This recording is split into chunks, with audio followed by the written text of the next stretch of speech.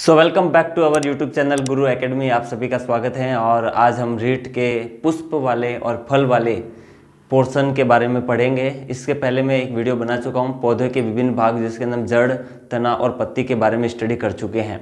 तो पुष्प के अंदर बात करेंगे। सबसे पहले क्या लिखा है? पुष्प एक रूपांतरित प्ररोह है।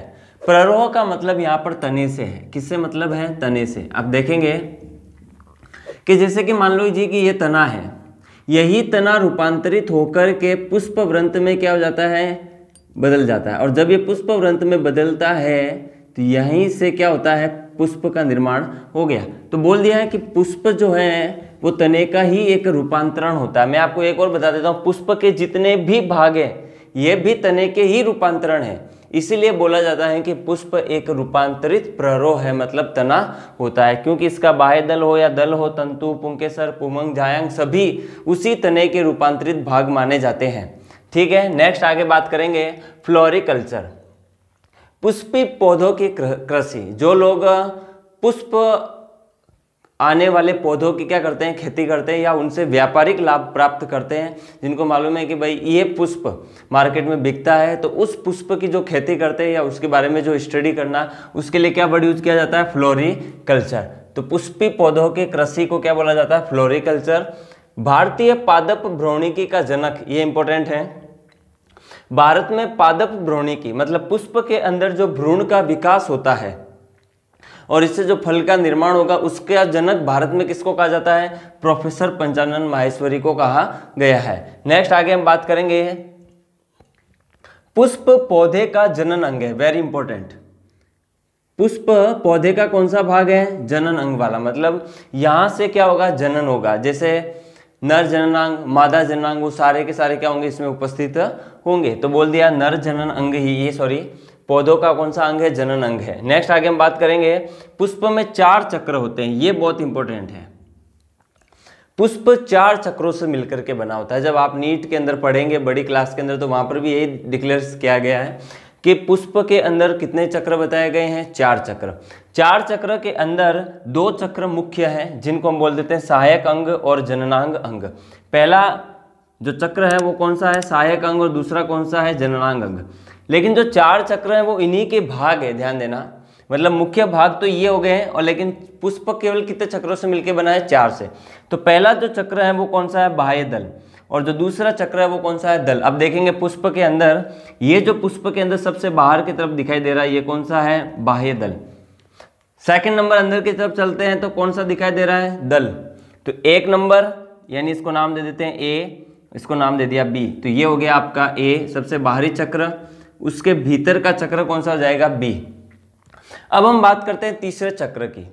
जननांग अंग के अंदर जो पुमंग है, पुमंग वो कौन सा है? नर जननांग है। कौन सा अंग है? नर जननांग। लेकिन ध्यान देंगे यहाँ पर ए बी, हमने 4 चक्र की बात की है, वो 4 चक्र। तो तीसरा चक्र हमारा जो है वो कौन सा है? पुमंग। कौन सा है? पुमंग। और जो चौथा चक्र है वो कौन सा है? जायांग। लेकिन ध्यान देंगे पुमंग भी 2 चक्रों से मिलकर के, यानी 2 भागों से मिलकर के बनता है, तंतु और पुंकेसर। जैसे ये देखेंगे ए बी, ये हो गया आपका तीसरा वाला सी, जिसे हम क्या नाम दे रहे हैं? पुमंग। तो मैंने यहाँ लिख दिया सी, पुमंग। पुमंग में देखिए वैसे मुख्य कितने भाग हैं? 3 भाग होंगे, या 2 भाग समझ लीजिए। पुंकेसर और तंतु, ये इसके 2 मुख्य भाग है। वापस समझेंगे, पुमंग में 2 भाग हैं, पुंकेसर और तंतु। पुंकेसर में क्या उपस्थित होते हैं? परागकोश। और इन्हीं परागकोशों के अंदर किसका निर्माण होगा? पराग कणों का निर्माण होगा, जो कि एक प्रकार से क्या है? नर युग्मक है, अगुणित अवस्था में होते हैं। तो ये जो तीसरा भाग हो गया चक्र, वो कौन सा हो गया? पुमंग। तो देखेंगे ए बाह्य दल सबसे बाहर, फिर अंदर की तरफ दल, उससे अंदर की तरफ क्या आ गया? पुमंग, जिस 2 भागों से मिलकर बना है। ये वाला भाग पूरा तंतु कहलाता है, और ये वाला जो भाग है वो पुंकेसर कहलाता है। और पुंकेसर में क्या होते हैं? परागकोश। और परागकोशों में किसका निर्माण होता है? पराग कणों का। और ये पराग कण कैसे होते हैं? अगुणित नर युग्मक होते हैं। आगे बात करेंगे चौथे चक्र की। तो चौथा चक्र जो है वो हमारा कौन सा है? स्त्री केसर। ये ध्यान देंगे, जायांग, स्त्री केसर, मादा जननांग। फीमेल रिप्रोडक्टिव ऑर्गन कौन से हैं? यहाँ पर जायांग यानी स्त्री केसर। इस जायांग स्त्री केसर जो हमने इसको चौथा चक्र माना गया है डी, इसके भी 3 भाग होते हैं। सबसे ऊपर होता है वर्तिकाग्र, जो कि नर युग्मक के लिए एक स्टेज का काम करता है। नेक्स्ट है सेकंड वर्तिका, और थर्ड जो है वो कौन सा है, अंडाशय। तो वर्तिकाग्र, वर्तिका और अंडाशय तीनों से मिलकर के क्या बन जाता है, स्त्री केसर जायंग, जो कि क्या है, फीमेल रिप्रोडक्टिव ऑर्गन है, मादा जननांग है। तो ये तो था पुष्प की सामान्य जानकारी। पुष्पासन थैलेमस जो है वो पूरे पुष्प का आधार भाग है, जहां से पुष्प क्या है, टिका हुआ है। उसके बाद में सबसे बाहर का चक्र बाह्य दल, सेकंड नंबर पे दल, तीसरे नंबर पे आएगा पुमंग सी वाला, जिसके अंदर दो भाग होंगे, पुंकेसर और तंतु। और जो सबसे बाहर का चक्र होगा चौथा, वो कौन सा होगा, जायांग मादा जननांग, जिसको स्त्री केसर भी बोलते हैं। और उसके तीन भाग होंगे, सबसे ऊपर वाला वर्तिकाग्र, सेकंड वर्तिका और तीसरा हो जाएगा आपका अंडाशय। अब हम बात कर रहे हैं पुमंग यानी कि नर जननांग की। अब ध्यान देंगे, जो तीसरा चक्र था हमारा पुमंग, जिसके अंदर हमने बोला था दो भाग मुख्य होते हैं, पुंकेसर और तंतु, जो कि क्या है, एक तरीके से नर जननांग है। ये कैसे जननांग है, नर जननांग, मतलब पौधे के अंदर नर जननांग पुष्प का कौन सा भाग है, पुमंग वाला भाग, जिसके अंदर दो भाग होते हैं, पुंकेसर और तंतु। अब एक और चीज ध्यान देनी है, इस पुंकेसर में परागकोश होते हैं। कितने, क्या परागकोश होते हैं, और एक परागकोश में दो पालियां होती हैं। कितनी पालियां होती हैं, दो। और ऐसे ही अलग अलग पालियों के अंदर भी परागधानियां होती है। क्या होती है, परागधानियां। पहले बात ध्यान देंगे, पुंकेसर में परागकोश होते हैं, परागकोश में परागधानियां होती है, और उन परागधानियों में किसका निर्माण होता है, परागकण का निर्माण होता है। तो देखिए हमने लाइन लिखी है कि परागकणों का निर्माण परागकोश में होता है, और परागकोश कहाँ है, पुंकेसर में। तो परागकोश में होता है, और परागकोश में क्या उपस्थित होती है, परागधानियां। उन परागधानियों में परागकण का निर्माण होता है। समझ में आ गई बात है। तो यहाँ पर ये लिखेंगे, पुंकेसर के अंदर परागकोश, परागकोश में परागधानियां। तो यहाँ लिख दिया पुंकेसर, पुंकेसर में क्या हो गए, परागकोश, परागकोश में क्या होंगे, परागधानियां। तो ये हो गया परागधानियां, और इन्हीं परागधानियों के अंदर किसका निर्माण होता है, परागकण का निर्माण होता है। अब परागकण क्या है, वास्तव में नर युग्मक है। क्या है, नर युग्मक है यहाँ पर। ठीक है, नेक्स्ट आगे बात करेंगे, परागकण के अध्ययन को क्या बोलते हैं, पेलिनोलॉजी। परागकण क्या है, परागकण के चारों ओर, यानी यहाँ पर जो नर युग्मक है उसके चारों ओर दो आवरण पाए जाते हैं। पहला आवरण है बाह्य चोल, और दूसरा आवरण है जो अंतर की तरफ है, जिसको बोलते हैं अंतःचोल। तो हम सबसे पहले बात करते हैं बाह्य आवरण को, बाह्य चोल भी कहा जाता है। क्या कहा जाता है, बाह्य चोल। तो आप समझ आएंगे, बाह्य चोल आपको कहीं पे भी दिखाई दे तो समझ आना कि परागकण के चारों ओर की बात कर रहा है। जो पुष्प में नर युग्मक होता है परागकण, ये जो परागकण है बाहर से कैसा होता है, मोटा और कठोर होता है।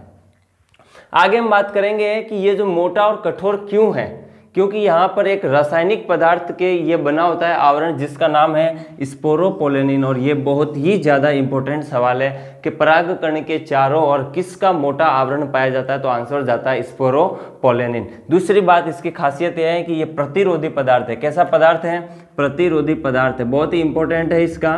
प्रतिरोधी से मतलब क्या है कि इसका जैविक अपघटन नहीं होता है। मान लो ये कहीं पे पड़ा है नर युग्मक, मान लो कहीं गिर गया, तो उसके ऊपर किसी भी प्रकार के रसायन गिरने से उसका जैविक अपघटन होने वाला नहीं है, क्योंकि यह हार्ड एक सब्सटेंस स्पोरोपोलेनिन से क्या होता है, बना हुआ होता है। नेक्स्ट आगे हम बात करेंगे कि इसी स्पोरोपोलेनिन के कारण से परागकणों के जीवाश्म इसी कारण अच्छी अवस्था में मिलते हैं। जैसे पुराने जमाने के जो हमारे पास में आज परागकण मिल रहे हैं, जो पौधे आज नहीं है, जीवाश्म के रूप में हो गए हैं, लेकिन उनके परागकण नर युग्मक आज भी हमारे पास में अच्छी अवस्था में। क्यों, क्योंकि उनके चारों ओर किसका आवरण पाया जाता है, स्पोरोपोलेनिन का। और इसका सबसे इंपॉर्टेंट सवाल है, जैविक अपघटन नहीं होता है। इसका सबसे अच्छी खासियत इसकी यही है।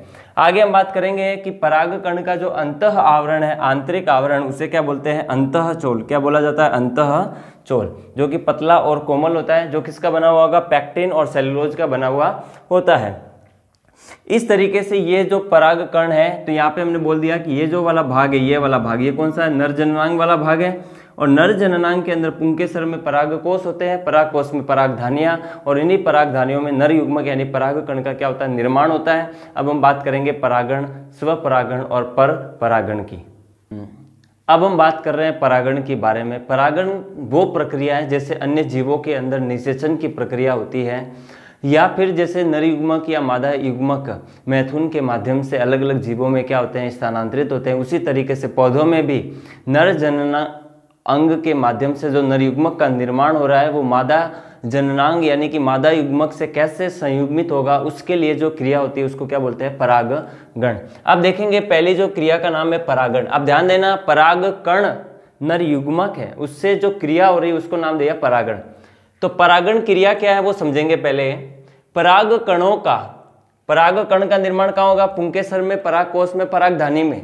तो पुंकेसर से परागकणों का परागकोश से, यानी कि परागकणों का परागकोश से, पुंकेसर में परागकोश में निर्माण तो हो रहे हैं, तो परागकोश से एक ही पुष्प, वापस समझेंगे, एक ही पुष्प अथवा एक ही जाति के अलग अलग पुष्पों के वर्तिकाग्र पर पहुंचने की क्रिया। मतलब यहां से नर युग्मक यानी कि परागकण कहां पर जा रहा है, वर्तिकाग्र के ऊपर, जो कि फीमेल रिप्रोडक्टिव ऑर्गन का यहाँ पे फर्स्ट पार्ट है, सबसे टॉप में अंदर वर्तिकाग्र, जिसको स्टिग्मा बोला जाता है। तो बोल दिया कि परागकणों का परागकोश से एक ही जाति के, मान लो जैसे गुलाब है तो गुलाब के मध्य ही, ऐसा नहीं कि वो किसी दूसरे जीव के बीच में चला गया, मोगरा है तो मोगरे के बीच में, ऐसा नहीं मोगरा चमेली के साथ में रिप्रोडक्शन कर लेगा, यहाँ पे ऐसा पॉसिबल नहीं है। एक ही जाति के, तो परागकणों का परागकोश से एक ही जाति के या उसी पुष्प के वर्तिकाग्र पर पहुंचने की प्रक्रिया को क्या कहा जाता है, परागण कहा जाता है। वापस समझ लेंगे, परागकणों का परागकोश से वर्तिकाग्र पर पहुंचने की क्रिया क्या कहलाती है, परागण कहलाती है। लेकिन ध्यान देना, एक ही जाति के मध्य या एक ही जाति के अलग अलग पादपों के मध्य भी ऐसा हो सकता है, देखने को मिल सकता है। तो ये हो गई आपकी परागण की क्रिया।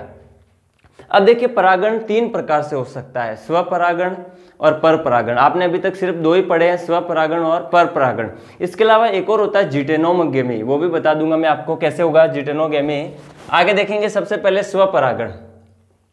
जब परागकण एक ही पुष्प के परागकोश से, ये जैसे एक पुष्प है देखेंगे, इसी एक ही पुष्प के परागकोश से उसी पुष्प के वर्तिकाग्र पर पहुंचते हैं, उसी पुष्प के वर्तिकाग्र तक स्थानांतरित होते हैं, तो उसे क्या बोलते हैं, स्वपरागण या ऑटोगेमी बोलते हैं। आजकल एग्जाम के अंदर स्वपरागण की जगह ऑटोगेमी लिखा हुआ ज्यादा देखने को मिल रहा है, इसलिए आप इसको ध्यान देंगे, ऑटोगेमी। तो बोल दिया एक ही पुष्प के परागकोश से परागकण यदि वर्तिकाग्र तक पहुंचते हैं तो ये कौन सा परागण होगा, स्वपरागण। कैसा परागण होगा, स्वपरागण। तो ये लिख दिया, सेल्फ पॉलिनेशन ऑटोगेमी होगा। ऑटो का मतलब उसी के ऊपर जा रहा है तो ऑटोगेमी है। नेक्स्ट आगे जिटोनोगेमी, सिंपल सा है। जिटोनोगेमी को समझेंगे, जब एक ही पादप के दो पुष्पों के मध्य परागण की क्रिया होती है। अब ध्यान देना, एक ही पुष्प के परागकण अगर उसी वर्तिकाग्र पे जा रहे हैं उसी पुष्प के, तो स्वपरागण। लेकिन ध्यान देना, जब एक ही पादप, जैसे ये एक पादप है बी वाला, इनके दो पुष्पों के मध्य, मान लो यहाँ का परागकोश से निकला हुआ परागकण इस बार इसी पादप के दूसरे पुष्प पर जाकर के क्या कर रहा है, वर्तिकाग्र पर जा रहा है, तो ये कौन सी प्रक्रिया है, जिटोनोगेमी।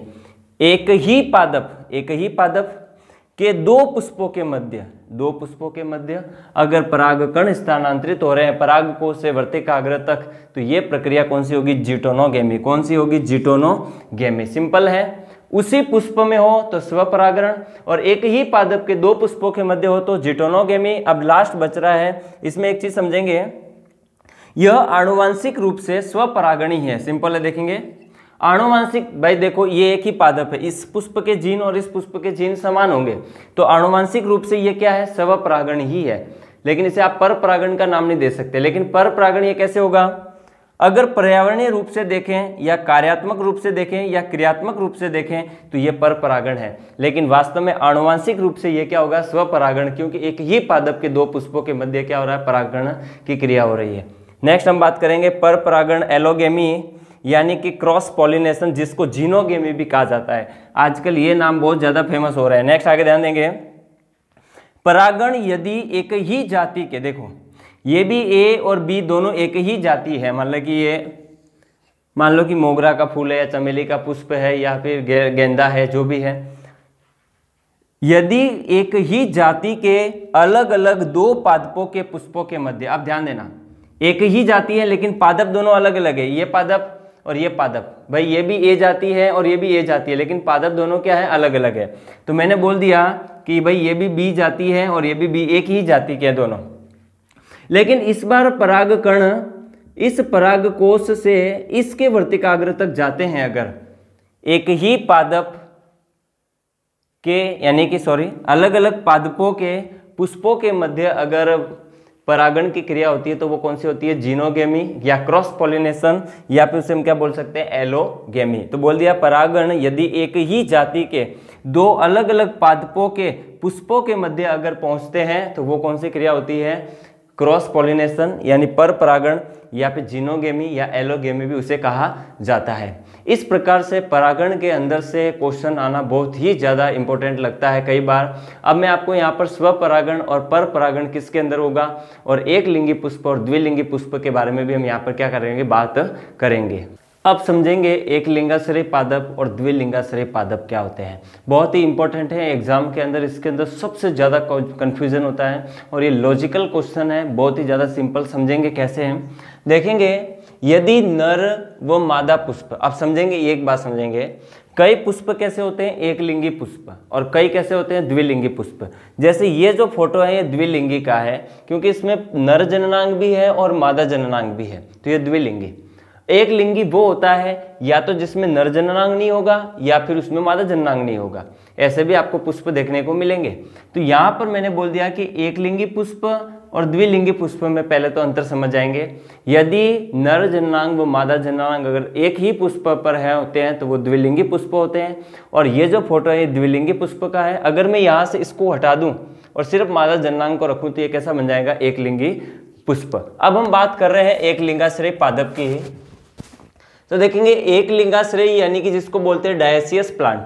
इंग्लिश मीडियम में थोड़ा सा कंफ्यूजन क्रिएट हो जाता है कि डाई का मतलब होता है दो से, टू से, तो यहाँ पर तो सर एक लिंगाश्रयी, तो हिंदी वालों की कोई कंफ्यूजन नहीं है, इंग्लिश वालों के हो जाता है। अब देखेंगे यदि नर व मादा पुष्प अलग अलग पादपों पर हो, जैसे कि मान लो कि जैसे कि पहली बात तो ये तो समझ में आई गई कि हमेशा एक ही जाति के पौधों के मध्य परागण होता है, दूसरी जाति के मध्य नहीं हो सकता।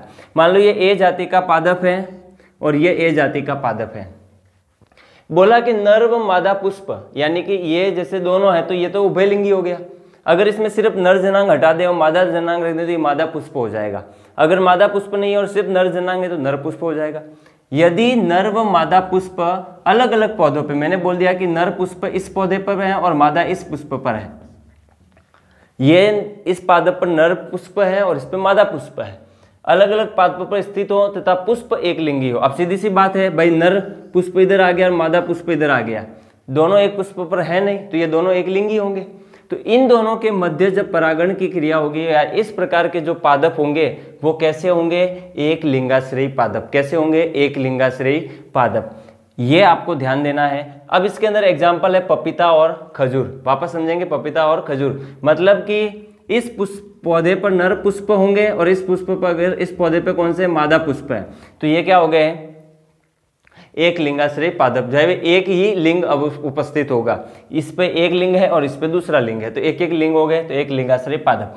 अब यहाँ पे सबसे लॉजिकल चीज ये है कि ये ऑटोगेमी और जिटोनोगेमी को रोकते हैं। अब समझेंगे कैसे, जैसे कि हमने पहले बात की थी, एक ही पुष्प के परागकण उसी पुष्प के वर्तिकाग्र पर जाएं तो क्या होता है, स्वपरागण। लेकिन यहाँ पर तो जैसे कि एक पुष्प होगा मान लीजिए और ये जो पुष्प यहाँ पर होगा इसमें तो सिर्फ मादा जननांग है, नर जननांग तो है ही नहीं। तो जब नर जननांग नहीं है, ये वाला भाग नहीं है, तो इसी पुष्प में परागकण तो है ही नहीं, तो इस पुष्प के परागकण इस पे आ ही नहीं सकते।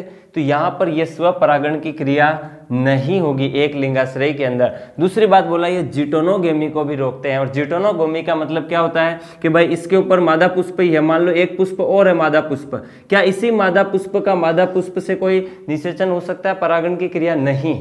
हाँ, यहाँ पर जो ये नर परागण है, नर पुष्प यहाँ से पुंकेसर जाएंगे यहाँ पर, तो ये तो पर परागण हो गया, एक पादप से दूसरे पादप के पुष्प पे जा रहा है। तो यह स्वपरागण यानी ऑटोगेमी और जिटोनोगेमी दोनों को ही क्या करते हैं, रोकते हैं। किस कारण से, क्योंकि यहाँ पर नर व मादा पुष्प दोनों अलग अलग पादपों पर क्या होते हैं, स्थित होते हैं। नेक्स्ट सेकंड है जो है हमारा उभय लिंगाश्रयी या द्विलिंगाश्रयी पादप। समझेंगे, बहुत इंपॉर्टेंट है।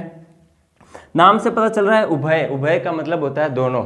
यहाँ पर इंग्लिश में बोलते हैं मोनो, और जबकि इंग्लिश में मोनो का मीनिंग हमारे केमिस्ट्री में होता है वन, लेकिन यहाँ पर हिंदी में कन्फ्यूजन नहीं होगा। द्विलिंगाश्रयी यानी कि एक ही पादप पर दोनों लिंग क्या होंगे, उपस्थित होंगे। यदि नर व मादा पुष्प एक ही पादप पर उपस्थित हो, जैसे कि मान लीजिए ये एक पादप है, यहाँ पर मान लो नर पुष्प है, ये नर पुष्प है, और यहाँ पर मान लीजिए मादा पुष्प है, लेकिन फिर भी ध्यान देना है एक लिंगी अभी भी है। यहाँ पर केवल नर पुष्प है, यहाँ पे मादा जननांग नहीं है, लेकिन यहाँ पर यह अच्छी फैसिलिटी है कि एक ही पौधे पर मादा जननांग भी है और नर जननांग भी है। और पहले वाले में क्या था, दो अलग अलग पौधे हैं, यहाँ पे सिर्फ मादा जननांग है, यहाँ पर केवल नर जननांग है, तो ये ऑटोगेमी और जिटोनोगेमी दोनों को रोक रहे थे।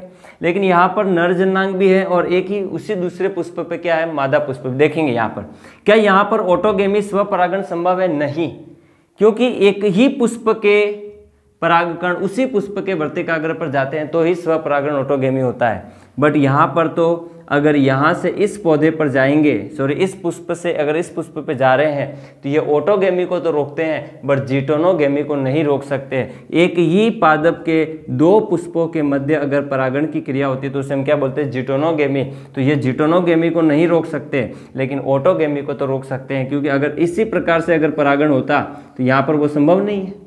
तो इस प्रकार से बोल दिया कि यह स्वपरागण ऑटोगेमी को तो रोकते हैं परंतु जिटोनोगेमी को नहीं रोकते हैं। इस प्रकार से पुष्प वाला जो हमारा पोर्शन है वो क्या होता है, कंप्लीट होता है। और यहाँ पर एग्जाम्पल भी देख लेंगे, अरंड, मक्का और कुकुरबिट्स और नारियल, क्योंकि ये सबसे डिटेल से आपको मैंने स्टडी करवा दिया है। और इसके बाद में हम एक ऑनलाइन टेस्ट सीरीज स्टार्ट करने वाले हैं बहुत ही जल्दी यूट्यूब के ऊपर, उससे भी आप जुड़ करके अधिक से अधिक क्वेश्चन को क्या करेंगे, सॉल्व करेंगे, तो आपके टॉपिक ऑटोमेटिकली क्या होते जाएंगे, सॉल्व होते जाएंगे। अगर वीडियो पसंद आए तो लाइक और शेयर करना ना भूलें। और जय हिंद, जय भारत।